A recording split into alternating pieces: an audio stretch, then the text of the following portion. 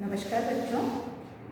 पिछली संस्कृत कक्षा में 2 तारीख को हम जो है हमारा 8वां पाठ जो है पादपः हितकारिणः, पौधे जो हितकारी हैं उनका चैप्टर हमने पूरा पढ़ा, उसका अनुवाद हमने किया और मैंने आप लोगों को पूर्ण वाक्य मुद्रत और विकल्प भी उचितम पदम चित्वा लिखत, ये 2 जो अभ्यास कार्य हमने कर लिए थे। तीसरा हमने शुरू कर दिया था स्थूल पदानि आधारित प्रश्न निर्माण प्रश्न बनाने वाला। इसका पहला हम कर चुके हैं। दूसरा इसका सेंटेंस है, पेज नंबर 43 पर आ जाइए। तीसरा प्रश्न स्थूल पदानि आधारित प्रश्न निर्माणम कुरु। तो पहला हम कर चुके हैं, इसमें दूसरा है, हमें जो है वाक्य दे रखा, वाक्य में एक शब्द को हमें इंडिकेट किया और रंगीन शब्द रखा कि उस शब्द से हमें प्रश्न बनाना और प्रश्नवाचक शब्द जो है वो हमें ऑप्शन में रखे हैं कि यहाँ पर कौन सा जो शब्द हम लेकर जो प्रश्न का निर्माण करेंगे। तो देखिए इसका दूसरा है बिल्वस्य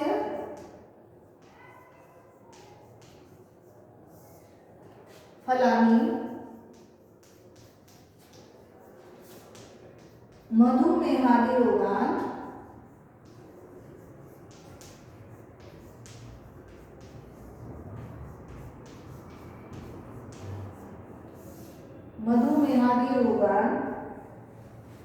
उपशामयन्ति।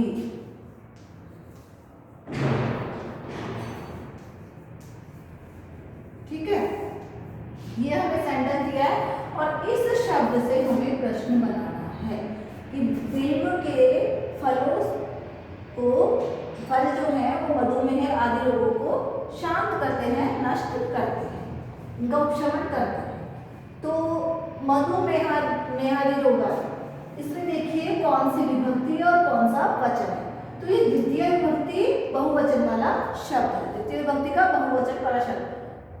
रामम रामौ राम, है ना, बालकम बालकौ बालकम, तो द्वितीय विभक्ति का बहुवचन। तो द्वितीय विभक्ति बहुवचन का ही हम प्रश्नवाचक शब्द लेंगे। काल या केशाम, केशाम षष्ठी विभक्ति का है तो ये हम करेंगे कान। कान शब्द से हम प्रश्न बनाएंगे। इसका प्रश्न बनेगा इस तरीके से, बिल्वस्य फलानि मधुमेहादि नहीं, हम यहाँ पर प्रश्नवाचक शब्द लेंगे कान उपशामयन्ति। ठीक है, इस प्रकार प्रश्नवाचक चिन्ह लगा दिया, ये हमारा प्रश्न बन गया है। आगे वाक्य हमें देखा है, आमलक फलानां सेवनेन आयु वर्धते। आंवले के फलों के सेवन से आयु बढ़ती है। आमलक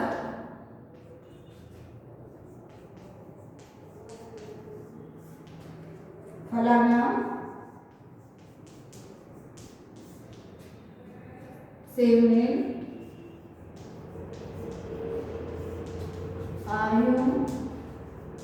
आयु वर्धते।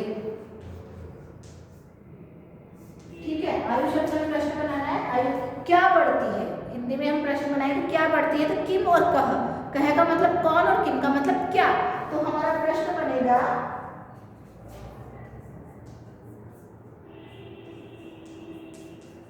आमलक फलानां सेवनेन किम वर्धते, और प्रश्नवाचक हम चिन्ह लगा लेंगे और ये हमारा प्रश्न निर्माण हो गया है। चौथा सेंटेंस हमें दे रखा है, वृक्षः औषधीनां आगाराः सन्ति।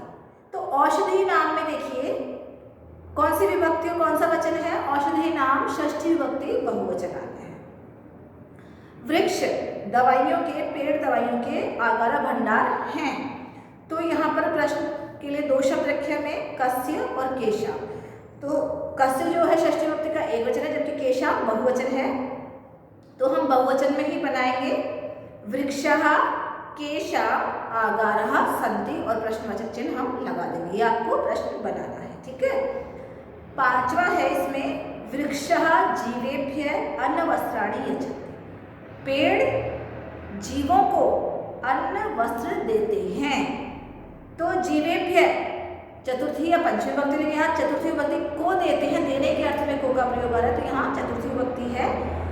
तो कस्मा जो पंचमी विभक्ति का एक वचन आता है, ये बहुवचन में चतुर्थी विभक्ति बहुवचन में जो है शब्द है वो केभ्य दे रखा है। तो हमें केभ्य से प्रश्न बनाना है। वृक्षः केभ्य अन्न वस्त्राणि यच्छन्ति, पेड़ किसको अन्न वस्त्र देते हैं, और लास्ट में हम वहां पर प्रश्नवाचक चिन्ह लगा देंगे। जैसे फोर्थ का हम प्रश्न बनाएंगे,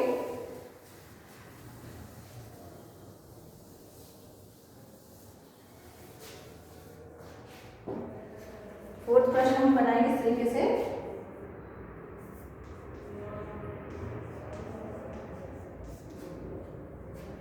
वृक्षः केषाम् आकारः सन्ति, और प्रश्न चिन्ह लगा दिया और प्रश्न पूरा हो गया। पांचवा प्रश्न हम बनाएंगे, वृक्षः केभ्य अन्न वस्त्राणि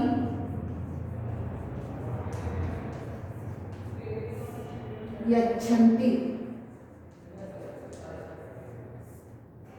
और प्रश्नवाचक चिन्ह हमारा लग गया। ठीक है, अब आते हैं व्याकरण बोध है एक्सरसाइज पर। व्याकरण बोध है, व्याकरण का ज्ञान हमें। इसका पहला प्रश्न है, विकल्पेभ्यः उचितम अव्यय पदम चेत्वा रिक्त स्थानानि पूरयतु। विकल्प जो हमें दे रखे हैं, ऑप्शन जो हमें रखे हैं, उनमें से उचित अव्यय शब्द को चुनकर रिक्त स्थान भरो। अव्यय शब्द जिनका कि किसी भी लिंग, किसी भी वचन, किसी भी काल में रूप नहीं बदलता है, वे एज इट इज प्रयोग किए जाते हैं।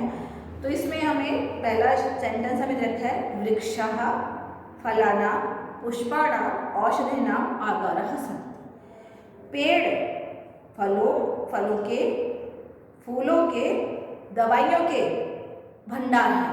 तो हम देखिए 2-3 शब्द हम एक जैसे लिखते हैं, कोमा लगाते हैं, तो लास्ट में हम और लगाते हैं हिंदी में कि पेड़ फलों के, फूलों के और औषधियों के भंडार हैं। तो और के लिए संस्कृत में हम प्रयोग करते हैं चौ। तो यहाँ पर हमें एव च पुनः देते हैं, इसमें च वाला जो शब्द है वो बिल्कुल सही होगा, च अव्यय पद वो होगा, और हमारा सेंटेंस बन जाएगा, वृक्षः फलानां पुष्पाणां औषधीनां च आगारः सन्ति। हिंदी में लास्ट जो शब्द था उससे पहले हम और का प्रयोग करते हैं, किंतु संस्कृत में हम सभी शब्दों के बाद च का प्रयोग करते हैं। तो यहाँ च ऑप्शन जो है बिल्कुल सही है, और इस ब्लैंक में च आएगा। दूसरा है, चिकित्सा शास्त्रे बिल्व वृक्ष है उपयोगी अस्ति, बहुत उपयोगी होता है, वही बाहर, यदा, जब और अति बहुत। तो यहाँ पर जो सही ऑप्शन जो होगा वो होगा हमारा अति। चिकित्सा शास्त्र बिल्व वृक्ष अति उपयोगी अस्ति, चिकित्सा शास्त्र में बिल का पेड़ बहुत उपयोगी है। तीसरा है, वृक्षाणाम पेड़ों की शोभा सुंदरता पुष्प पत्र फलई भवति।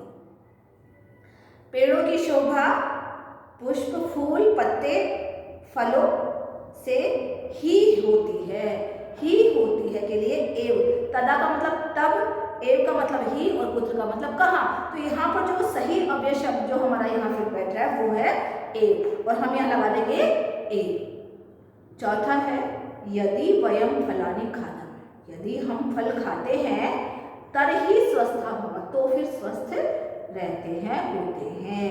किम क्या और अत्र यहाँ, ये नहीं होगा, तरही जो ऑप्शन हमारा है, विकल्प है, वो बिल्कुल सही होगा, और हम इस ब्लैंक में, इस रिक्त स्थान में तरही भरेंगे।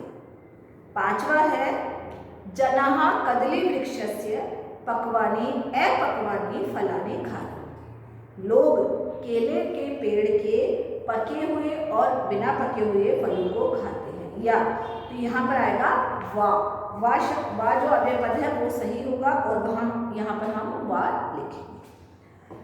दूसरा इसका है, उच्चै पठत लिखत च, जोर से पढ़ो और लिखो। ये आत्मनेपदम है, क्रिया शब्द में सेव धातु का दे रखा है, तो ये आप लोगों को जो पढ़ना है और यहाँ जो रिक्त स्थान हमें रखा है उसमें से लिखना है, तो ये आप खुद से कर लेंगे। तीसरा हमारा हमें दे रखा है विकल्पेभ्य समानार्थक पदम चित्वा लिखा। समानार्थक समान अर्थ वाले शब्दों को चुनकर लिखो। वृक्ष है, वृक्ष है पेड़, इसके हमें 3 ऑप्शन रखे हैं, लता, ध्रुव है, वन। तो इसका सही ऑप्शन होगा हमारा ध्रुव है। इसका प्रयोज्य भी होता है ध्रुव है, तरु है ना, तो इसका हमारे पास जो समानार्थक शब्द जो है वो होगा ध्रुव है। फिर आगारः, आगारः अर्थात भंडार। अब इसमें सागरः समुद्र, पर्वतः पहाड़ और कोशः, कोशा का मतलब ये भंडार होता है, तो यहाँ पर इसका समानार्थी आगारः का समानार्थी शब्द होगा कोशः। फिर है पत्रम, पत्रम का मतलब पत्ते होते हैं, है ना, यहाँ पर पत्ता लिया है, पतनम गिरना, आसनम बैठना, और ये पर्णम है, जो ये सही है। पत्रम का सही समानार्थी शब्द है पर्णम, पर्णम का अर्थ भी पत्ता होता है, ठीक है। फिर है बहु, बहु का मतलब बहुत सारे, तो इसका जो समानार्थक शब्द होगा वो होगा अति, ना नारी और ना समूह। बहु का समानार्थक शब्द होगा अति। फिर है क्षमता, क्षमता का समानार्थक शब्द होगा, क्षमा भी नहीं होगा, संबंध शक्ति। क्षमता का समानार्थक शब्द होगा शक्ति। पुष्पम का समानार्थक शब्द होगा कुसुमम, विमानम भी नहीं होगा और विकासय भी नहीं होगा। पुष्पम का समानार्थक शब्द होगा कुसुमम, कुसुमम का अर्थ, पुष्पम का अर्थ फूल और कुसुमम का अर्थ फूल। फिर अनिल, अनिल मतलब हवा, हवा का होगा पवन है, अग्नि आग, जीवनम जीवन और पवन है हवा, तो अनिल का समानार्थी शब्द होगा हमारा पवन है। फिर है आमलक वृक्ष, आंवले का पेड़, आंवले के पेड़ को दूसरे शब्दों में क्या कहा जाता है, दूसरे नाम से अमृत वृक्ष के नाम से पुकारा जाता है, तो यहाँ पर इसका सही ऑप्शन होगा, सही उत्तर होगा अमृत वृक्ष है, ठीक है। तीसरा प्रश्न हमारा पूरा हो गया है। अब चौथा प्रश्न है रिक्त स्थानानि उचित क्रियापदै पूरयतु, रिक्त स्थानों को उचित क्रिया शब्दों से भरिए। तो इसमें देखिए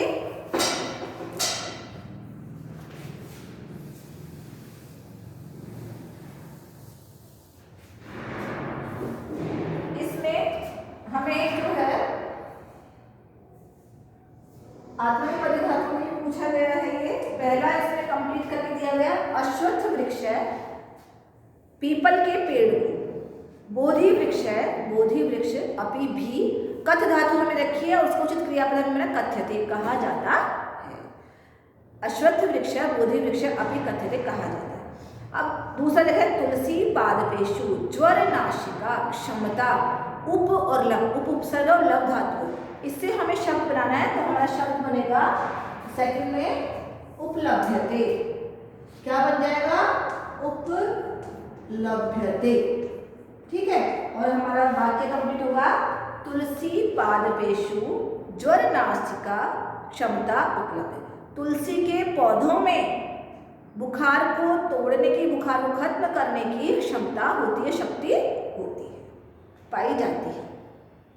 तीसरा है जनहि लो, अस्य इसके, पक्वम पके हुए, अपक्वम वा और बिना पके हुए, फलम खाद्यते, खाद धातु हमें दे रखी है, तो खाद धातु से हमें यहाँ पर क्रिया शब्द बनाना है और हमारा क्रिया शब्द बन जाएगा खाद्यते, ठीक है। अब देखिए खाद धातु है, ये है, तो इसमें यह मिल जाता है, तो ये बन जाता है द्य, ठीक है। इस प्रकार ये शब्द हमारा बनेगा खाद्य। फिर आता है चौथा, आमलक वृक्ष, अमृत वृक्ष व कथ धातु के रखी है कथ्यते, क्या बन जाएगा हमारा कथ्यते, शब्द हमारा क्रिया शब्द बनेगा कथ्यते। फिर है आमलक फलई, आंवले के फलों से, नेत्र ज्योति आंखों की रोशनी, वर्ध धातु हमें रखी है, उससे हमारा शब्द बन जाएगा वर्धते, बढ़ती है, ठीक है। फिर छठा दे रखा में कदली फलेभ्य ग्लूकोज है प्रचुरतया, केले के फलों से ग्लूकोज प्रचुर मात्रा में, प्रय और आप, प्रय उपसर्ग और आप धातु है, इससे हमारा शब्द बनेगा प्राप्यते।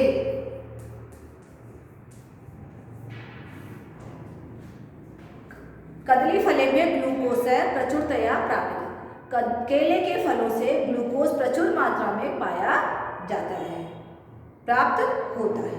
ठीक है, फिर आता है हमारा 5वां प्रश्न है मंजूषाया पदानि चित्वा अनुच्छेदम पूरित। मंजूषा से शब्दों को चुनकर अनुच्छेद को पूरा करें। तो इसमें हमें शब्द रखे हैं शरीर तापम, छायायाम, शीतला, रोगान, विशाल, विशाल है, औषधि वृक्ष, निम्बति। तो एक पेड़ का, नीम के पेड़ का पिक्चर रखा है, हमें रिक्त स्थानों में ये शब्द भरकर इसको पूरा करना है। तो देखिए इसमें हम लिखेंगे एष है निम्ब तरु। पहले हमारे ब्लैंक में आएगा एष है निम्ब तरु अस्ति, यह नीम का पेड़ है। एष अतीव विशाल वृक्ष, यह बहुत बड़ा, बहुत विशाल पेड़ है, क्योंकि बड़ा पेड़ दिखाया गया है। एष वस्तुतः औषधि वृक्ष भवति, यह वास्तव में औषधि वृक्ष, दवाई का वृक्ष है। निम्ब वृक्षस्य छायाया, नीम के पेड़ की छाया में पथिकः सुखम अनुभवति, राहगीर सुख का अनुभव करते हैं। यतो ही, क्योंकि अस्य छाया, क्योंकि इसकी छाया शरीर शीतला भवति, क्योंकि इसकी छाया ठंडी होती है। नीम के पेड़ की छाया जो होती है वो ठंडी होती है। ऐसा यह छाया क्या करती है, शरीर तापम होती है, शरीर के ताप को हरती है, अर्थात शरीर की गर्मी को हरती है, खत्म करती है। त्वक च, और त्वचा, इसकी छाल क्या करती है, रोगान हरती, रोगों को मिटाती है। फोड़े फुंसी जाते हैं, स्किन एलर्जीज हो जाती है, उसमें इसकी छाल को घिसकर लगाया जाता है तो यह रोगों को हरती है। तो इस प्रकार ये पाठ हमारा पूरा हो गया है। आपको इसका हिंदी अनुवाद कॉपी में करना है, पूर्ण वाक्य वाले प्रश्नोत्तर कॉपी में करने हैं, और ये जो प्रश्न निर्माण है पूरे वाक्य में कॉपी में आपको लिखने हैं। ये काम आपको कॉपी में करना है, बाकी सारा वक्त जो है आप इस बुक में ही करेंगे।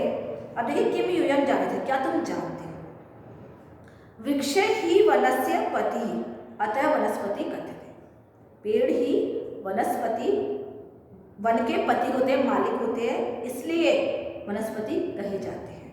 ठीक है, वृक्ष है मूलई पादई जलम पिबति, वृक्ष मूल में, जड़ से, पैरों से पानी पीते हैं, अतः पादपः कथ्यते, इसलिए ये पादप कहे जाते हैं। वृक्ष जीवान संकटात् तारयति, वृक्ष जीवों के संकटों को, जीवों को संकटों से तारते हैं, दूर करते हैं। अतः तरु अपि कथ्यते, इसलिए इन्हें तरु भी कहा जाता है। वृक्ष जीवान प्रति करुणाया द्रवति, वृक्ष जीवों के प्रति करुणा रखते हैं, दिखाते हैं। अतः, इसलिए द्रुमः कथ्यते, इसलिए इन्हें द्रुमः कहा जाता है। तो इनके वनस्पति, पादप, तरु, द्रुमः क्यों कहा जाता है, ये हमें इसमें क्लियर कर दिया है। आगे जो हमारे पास पेज नंबर 45 पे जो है कालिदास कृत अभिज्ञान शाकुंतलम जो नाटक लिखा हुआ है संस्कृत में, उससे हमें जो है कुछ श्लोक दिए हैं, 3 श्लोक, वो यहाँ पर उनका अर्थ भी दे रखा है, ये आप लोग खुद पढ़िएगा, फिर हम पढ़ेंगे आगे बाद में। जब तक देखिए इसमें कहानी भी है, ये एक तरह से ये पूरी जो है आपको पढ़नी है, ये श्लोक पढ़ने हैं और इनका ये अर्थ रखा है, इसको पढ़ना है और समझना है, बाकी मैं आपको बाद में पढ़ूँगी। अब हमारा चैप्टर हमारा आता है 9 चैप्टर, 9वां। इसमें मेट्रो यानी जो मेट्रो रेल है उसके बारे में बातचीत हो रही 2 मित्रों के बीच में, उसके बारे में, उसके विषय में हमें बताया जा रहा है। ये स्वर संधि में लिखा हुआ पाठ है, तो देखते हैं इस पाठ क्या क्या बताया गया, हमें किस किस का वर्णन दिया, किस किस की जानकारी हमें दी जा रही है, वो हम आप पढ़ते हैं। 9वां पाठ है मेट्रो यानम। ठीक है, मेट्रो यान अर्थात मेट्रो रेल। इसमें 2 मित्र हैं, प्रशांत है, सुहास, प्रशांत और सुहास। तो देखिए क्या कह रहे हैं, क्या बातचीत हो रही है इनमें। प्रशांत है, प्रशांत कहता है, हे सुहास, अरे हे सुहास, तव कंधे किम अस्ति, तव तुम्हारा, षष्ठी विभक्ति एक वचन आ गया। तव का मतलब तुम्हारा, है ना, यहाँ पर हम तुम्हारे, तब इस कंधे, तुम्हारे कंधे पर, कंधे कंधे पर, सप्तमी विभक्ति एक वचन आ रहा है ये, तुम्हारे कंधे पर किम अस्ति, किम और अस्ति को मिला दिया है, स्वर संधि है ये, किम अस्ति स्वर संधि नहीं, किम अस्ति इसको संधि कर दिया गया है, क्या है, किम क्या अस्ति है। हे सुहास, तुम्हारे कंधे पर क्या है, सुहास है, सुहास कहता है। एषः यात्रा स्यूत है, एषः यह, यात्रा स्यूत है, यात्रा का बैग, स्यूत अर्थात थैला या बैग कह सकते हैं हम।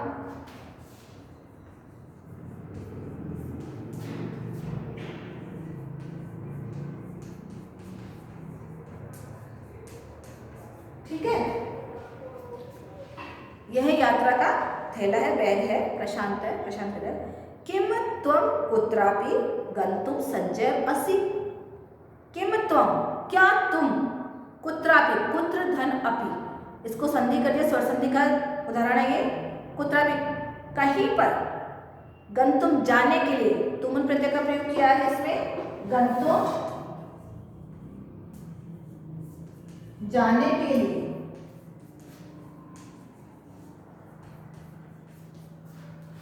क्या तुम कहीं जाने के लिए सज्जसी तैयार हो, कहीं भी, कहीं पर, और प्रश्नवाचक चिन्ह लगा दिया, तो सुहास कहता है आम, आम मतलब हाँ, श्वः कल, आने वाला कल, श्व मतलब आने वाला कल,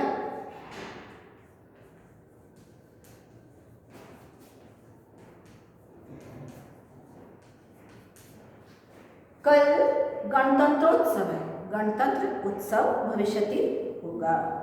अतो अहम, इसलिए मैं पित्रा सह, पिताजी के साथ, दिल्ली नगरम, दिल्ली शहर, गच्छामि जा रहा हूँ।